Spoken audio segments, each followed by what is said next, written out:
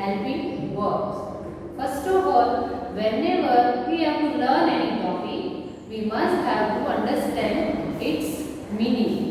Now we will see first of all definition and then after types of model auxiliaries. Define. An auxiliary verb is a helping verb and it is used with the main verb. Model auxiliary helping verb है और ये main verb के साथ आते हैं. Helping verbs reveal itself that kind of verbs which helps us to understand the extra meaning of a sentence. A model auxiliary cannot be used alone, it must be followed by the main verb.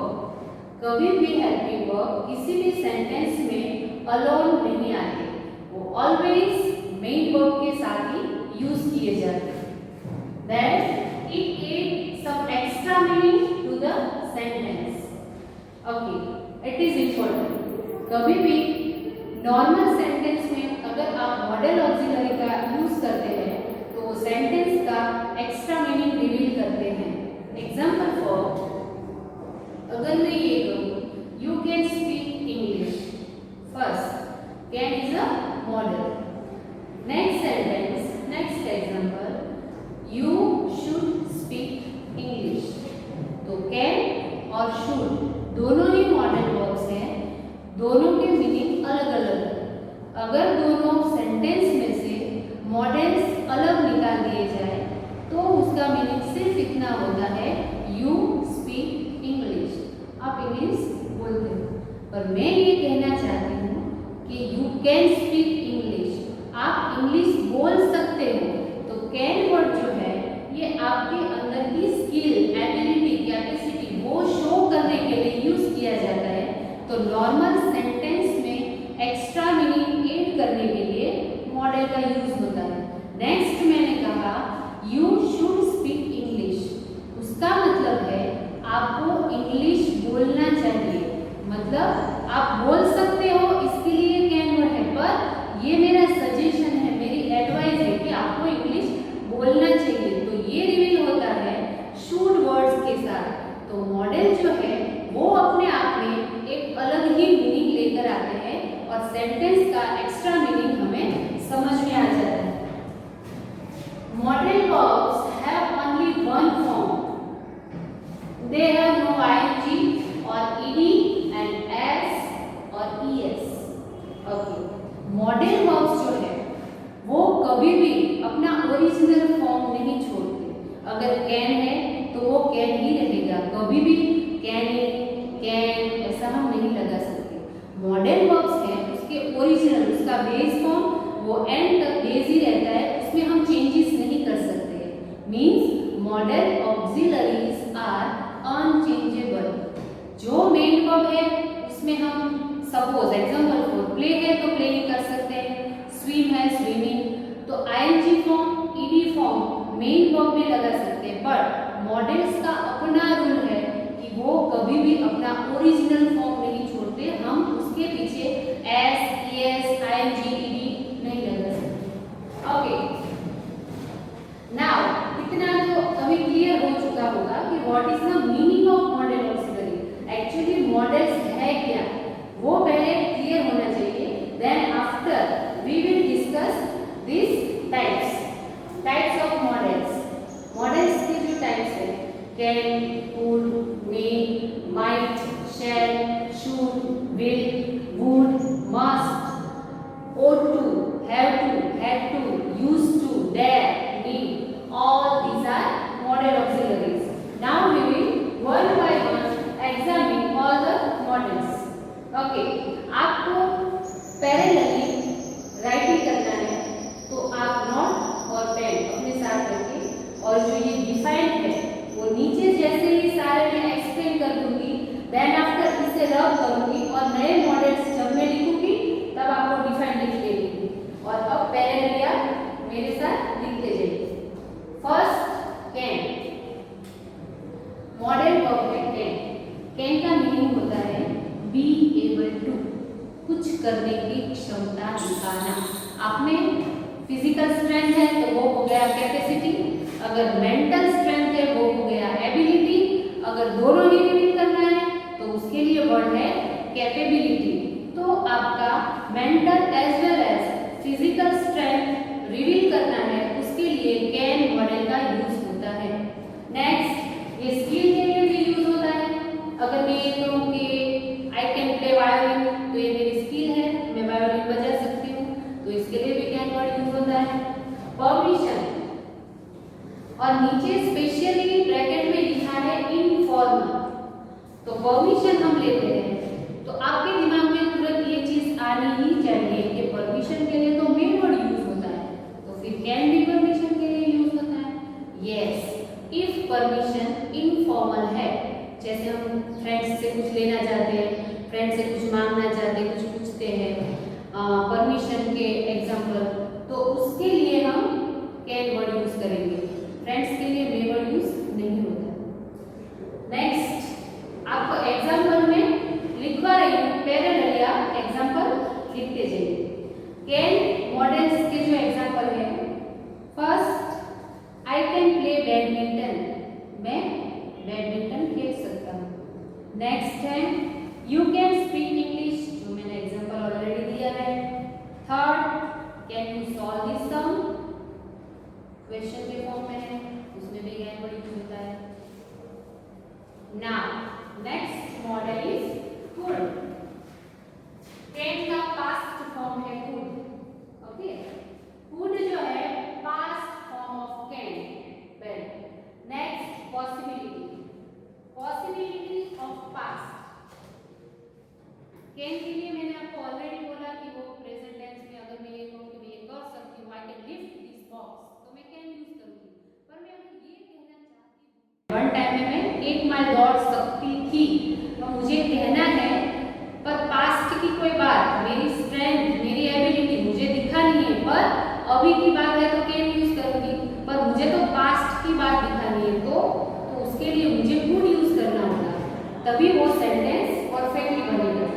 Then for indirect speech, examples में सारे आपको लिखवाऊंगी, one by one आप लिखते जाए, क्योंकि सारे example अगर मैं बोर्ड पे लिखूंगी तो वो टाइम कंज्यूमिंग प्रोसेस हो जाएगा, तो वो मैं आपको बोलूंगी, आपको लिखना है, ठीक।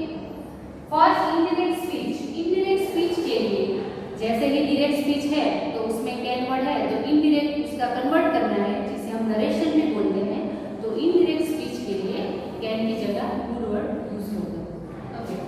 अब उसके एग्जांपल जो है उनके वो राइट इट डाउन।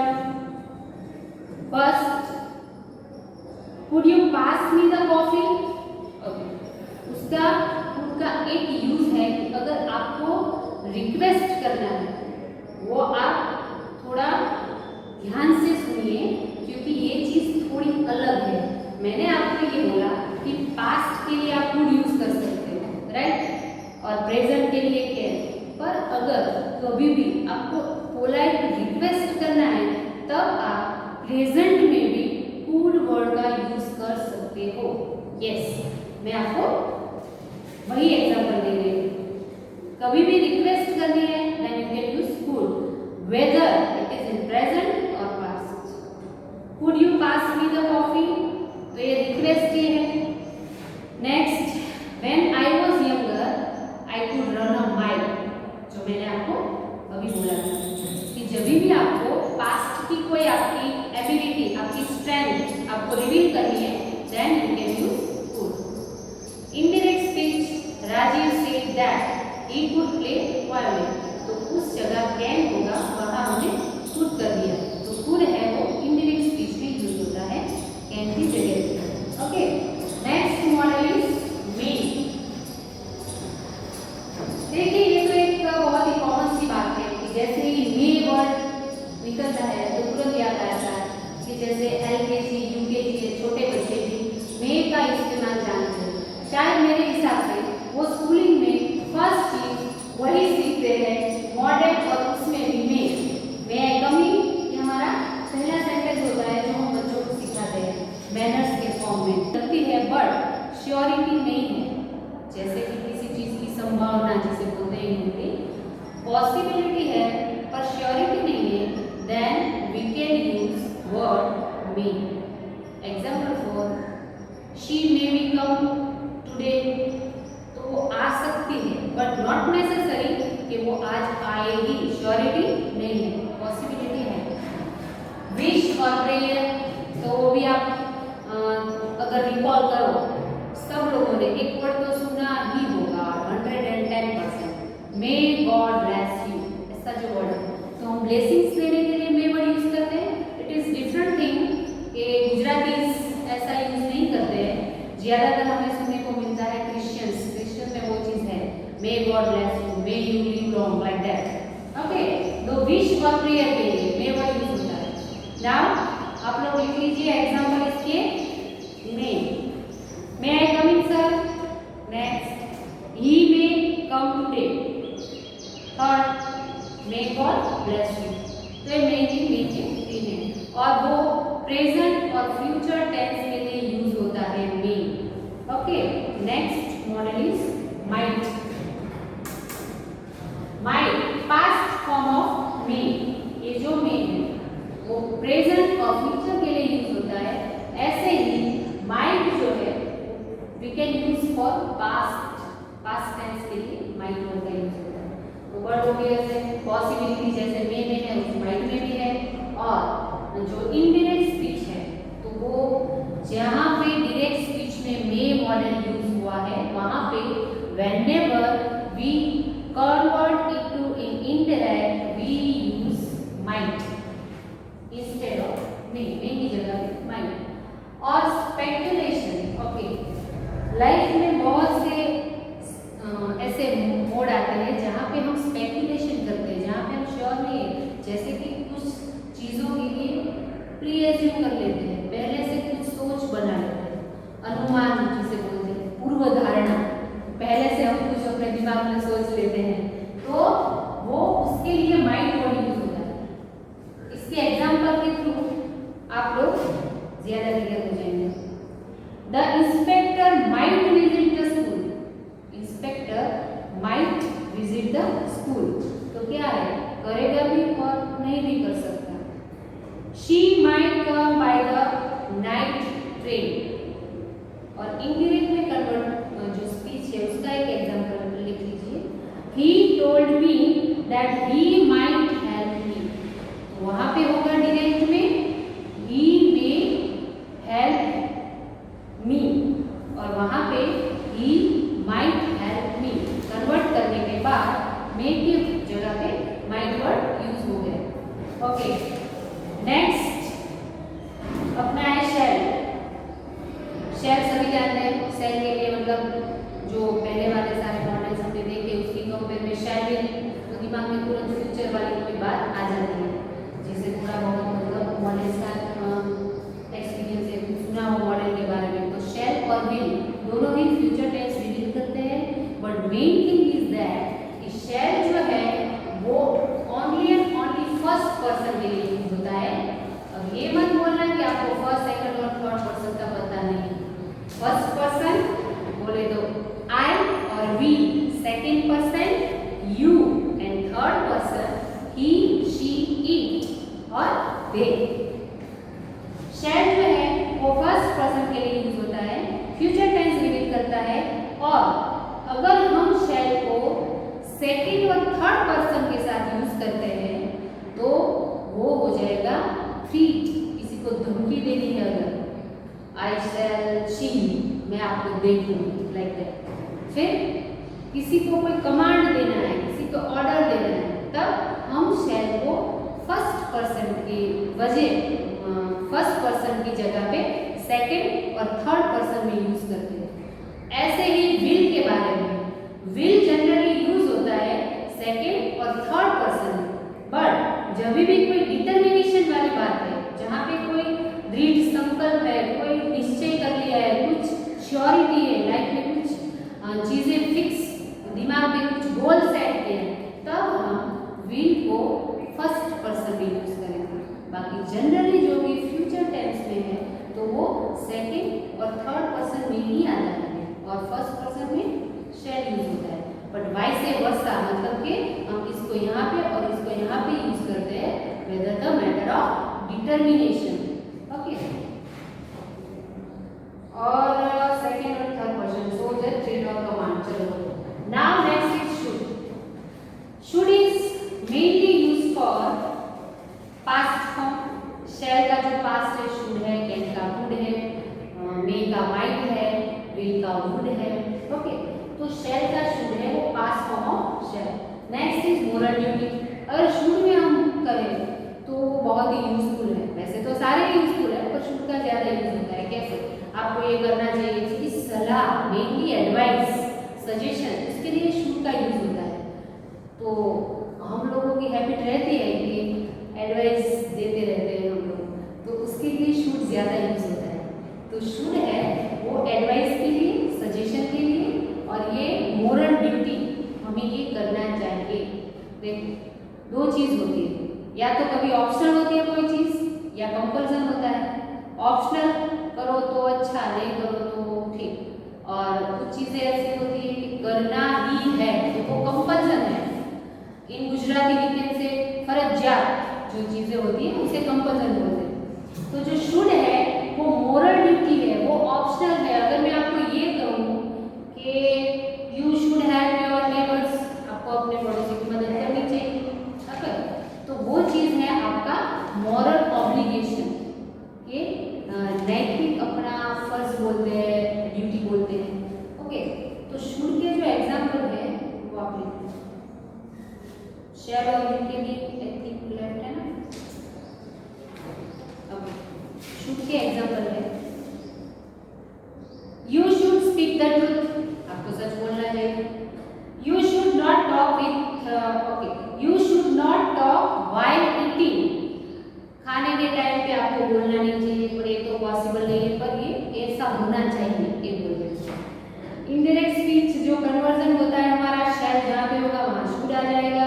जैसे कि he asked me if I should help him, like that. शैल और विल के एग्जाम्पल है वो इस तरह से है, you shall be finished if you do not pay, you shall be fined if you do not pay your school fees in time. तो ये क्या हो गया, जब मैंने आपको बोला था कि shall और will वाइस वर्सा जब यूज होते हैं तब शायद ये ऑर्डर हो, थ्रीट भी हो सकते हैं. थ्रीट का मीनिंग है धमकाना, किसी को धमकी देना, है ना. तो यहाँ पे बहुत ही पोलाइटली धमकी ही दी है कि यू शैल बी फाइन, आपको फाइन होगा इफ यू डू नॉट पे your school fees in time. आपकी स्कूल फीस टाइम पे आपने पे नहीं की तो वैसे तो करनी ही चाहिए. यू शैल, तो सेकंड पर्सन के साथ शैल आया है. मैंने बोला था कि शैल जो है ऑलवेज फर्स्ट पर्सन के साथ ही आता है. तो इसी तरह शैल और विल दोनों का. विल में जो है उसके एक दो एग्जांपल लिख लीजिए क्लियरिटी के लिए. I will come first in my class this year, मेरे क्लास में इस साल मैं ही फर्स्ट आऊंगा. तो ये उनका डिटर्मिनेशन है. डिटर्मिनेशन दृढ़ निश्चय जिसे बोलते हैं. तो जब भी कोई डिटर्मिनेशन हो, कोई थ्रीट हो, कोई कमांड हो, तब हम शैल और विल को वाइस वर्सा यूज करते हैं. Clear? Okay. Now we will see would.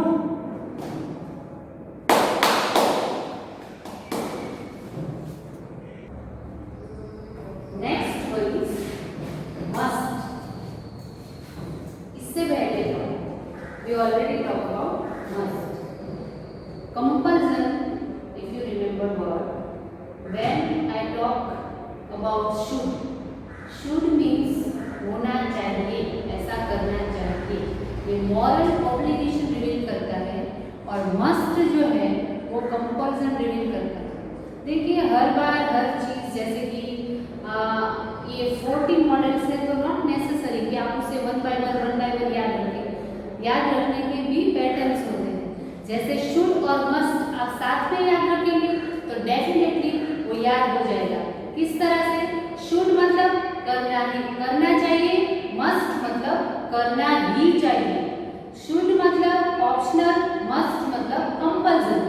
कई बार हमें याद रखने की भी पैटर्न्स होती है. इस वे में याद नहीं रहता है तो एक अलग वे में याद रखें. चीजें याद रखना तो कंपल्सन है, जैसे कि मस्ट है। नाउ स्ट्रॉन्ग बिलीफ, अगर आप कुछ चीजों के बारे में अपनी जो मान्यता बिलीफ मतलब तो वो स्ट्रॉन्गली दिमाग में बिठा रखिए, तब भी आप मस्ट ही यूज करोगे। जब भी कोई कंपल्सरी कुछ एक्शन करना है या करवाना है, तब भी आप मस्ट ही यूज करोगे। देन एम्पैथेटिक एडवाइस, देखो किसी को एडवाइस देना इट इज डिफरेंट थिंग, किसी को एम्पैथेटिक एडवाइस देना इट इज डिफरेंट थिंग। जब हमारी सलाह कोई माने तो ठीक, नहीं माने तो भी ठीक। ये हमारा जो है एटीट्यूड वो शुड की तरफ जाता है, और अगर हमने सलाह दी है तो माननी ही पड़ेगी। वो जो एटीट्यूड है इट इज फॉर मस्ट। कई बार हमारे एल्डर्स भी हमारे साथ ऐसा करते हैं। वैसे तो ये बोलते हैं कि हाँ देखो मैं तुम्हें सलाह देता हूँ, पर अगर हम नहीं मानते हैं तो उनका एटीट्यूड थोड़ा चेंज हो जाता है, मतलब कि एंग्री मैन जैसे बिहेव करने लगते हैं। तो उनको ये दिमाग में बोलने के लिए शुरू होता है पर करवाने के लिए मस्त होता है। ऐसा कई बार हम लोगों ने फील किया है। हमारे पेरेंट्स है, कुछ इतने खास एल्डर्स है कि जो इतना हक जताते हैं। मस्त के एग्जाम्पल है, वो आप लिख लीजिए। You must have to complete your work. You must follow the school rules. School rule के बारे में हम शुड यूज नहीं कर सकते कि करना है तो फॉलो करो, नहीं करना है तो चलेगा नहीं चलेगा। यूनिफॉर्म वेयर करना है दैट मीन्स करना है। तो जो चीजें मस्ट है तो वो कंपल्सन के फॉर्म में है। स्कूल के रूल्स हैं तो उसे स्कूल में रहना है तो उसे फॉलो करना ही है, लाइक दैट। नाउ ये जो हमारा है वो थोड़ा डिटेल में, मतलब सारे के जो हमारे मॉडल्स है सारे के सारे उसमें सबसे ज्यादा ऐसे बोल सकते हैं किसी यूजेस ज्यादा है, तो आपको उसको यूज याद रखने में थोड़ा औरों की कंपेयर में थोड़ा दिमाग को जोर देना पड़ेगा। ओके, और मस्ट का जो है वो ऑलमोस्ट कंप्लीट। मैंने एक चीज आपको बोली कि मस्ट की अगर स्ट्रॉन्ग बिलीफ है, आपकी दृढ़ मान्यता जो दिमाग में बिठा रहे, तो उसके लिए एक एग्जांपल है, वो आप note it down. Man must die sooner और later, we must follow the school rules, वो ऑलरेडी लिखा दिया। नाउ एक चीज मस्ट के साथ पैरेलली यहाँ पे है, वो मैं आपको बता दूं कि जो मस्ट है वो कंपल्सन का जो एक्सप्रेशन हम रिवील कर सकते हैं सेंटेंस में, वो synonyms of have to and had to. Must जैसे यूज करते हैं कंपल्सन के फॉर्म में, ऐसे ही you have to do this, तुम्हें ये करना ही पड़ेगा, तो वो मस्ट की जगह पे हम हैव टू यूज कर सकते हैं whether the matter of present tense, and had to use कर सकते हैं इन पास्ट टेंस। तो ये डिटेल्स में जाने की जरूरत इसीलिए नहीं है, ये सिनोनिम्स है, जैसे मस्ट है वैसे ही हैव टू और हैड टू का यूज। ओके, और एक चीज मैंने आपको शुड बताया, शुड का सिनोनिम्स है ought to, जैसे कि करना चाहिए तो ought to भी वही मीनिंग करता है कि ये चीज करनी चाहिए। तो शुड के जो भी सारे एग्जांपल्स हैं तो वहां पे आप शुड की जगह definitely you can use ought to। Now अब गुड में आपका पूरा का पूरा ध्यान होना चाहिए। You must have to pay attention when I explaining you about would. Okay. First of all, past habit. Would जो है वो past form of will, जैसे कि shall का should, इस तरह से will का would, past form of will. Then polite request करना है किसी को। Request एक normal होता है, थोड़ा नॉर्मली होता है, मतलब थोड़ा ज्यादा बोला है जो है उससे थोड़ा तो सामने वालों को तुरंत एक्सेप्ट करने का मन करे। रिक्वेस्ट के भी टोन होते हैं, हमारा एक एक वर्ड है बोलने के लिए वर्ड है, बाकी उसे एक्सप्रेस करने का जो हमारा टोन होता है वो वर्ड से कई ज्यादा मैटर करता है मेरे हिसाब से।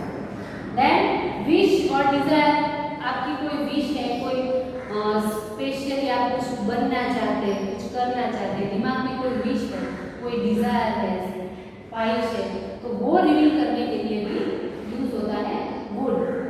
Then unreal condition,